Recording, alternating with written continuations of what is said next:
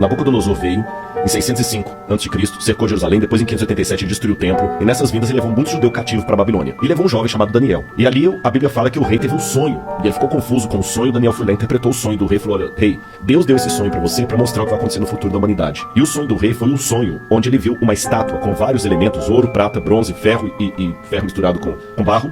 O rei falou: foi isso que eu sonhei. Ele falou: pois é, rei, agora eu vou te revelar um sonho. A cabeça de ouro é o teu reino, e o seu reino vai passar. Vai vir um outro reino, e Daniel vai revelar no capítulo 7, chamado Medo-Pérsia, vai dominar depois do seu. A Babilônia vai passar, o reino que virá da Medo-Pérsia, ele será forte por um lado e fraco por outro. Ele terá duas forças. E realmente foi a junção da Média e da Pérsia, Dario e Ciro, que destruíram a Babilônia. Depois havia um outro reino chamado Grécia. Quando fala da Grécia, fala da Grécia de um único rei que ia dominar o mundo, mas ele mesmo se autodestruiria. E quando ele se autodestruísse, na sua força quebrou-se o poder, 4 reis iam surgir dele.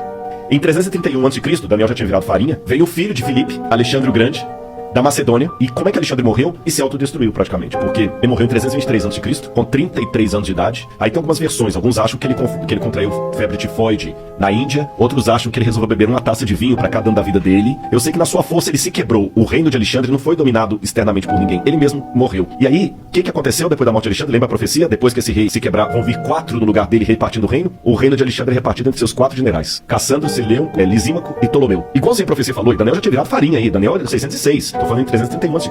Aí falou que depois que esses 4 divisões se sugeria, aí viria um reino e dominaria todo mundo com mão de ferro. E ele duraria muito tempo. E vai falando das perversidades. Aí quando você pega quem substituiu ali depois dos 4 Diódoros de Alexandre, Roma. E fala detalhe por detalhe de Roma. Aí quando fala dos pés em ferro com barro, fala o seguinte: esse último reino será o último reino da terra. Ele não será um reino mundial como os anteriores. Assim como ele tinha uma parte em ferro e uma parte em barro, esse reino será um reino dividido entre nações, onde ele terá por um lado a força do ferro, por outro lado a fraqueza do barro. Durante muito tempo, essas nações tentarão se unir por acordos, contratos e casamentos. Mas assim como o ferro não se mistura com o barro, eles não se unirão. Aí quando você continua estudando a história geral, o que acontece em 476 depois de Cristo? Cai o Império Ocidental Romano. E ele é dividido entre as tribos bárbaras que atacaram Roma e que viraram os países da Europa Ocidental hoje. Que durante toda a história da Europa, ficou fazendo o quê? Tentando se unir. O que Carlos Magno tentou fazer? Unir a Europa, não conseguiu. O que Napoleão tentou fazer? Unir a Europa, não conseguiu. O que Adolf Hitler tentou fazer? Unir a Europa, não conseguiu. Mercado como europeu, unir a Europa, não conseguiu. E a profecia falou que esse reino seria um reino dividido até o fim, quando então virá uma pedra do céu, que é a volta de Jesus. Fala que é uma pedra como se fosse tirada da montanha, é um símbolo da intervenção divina na história. Entendi.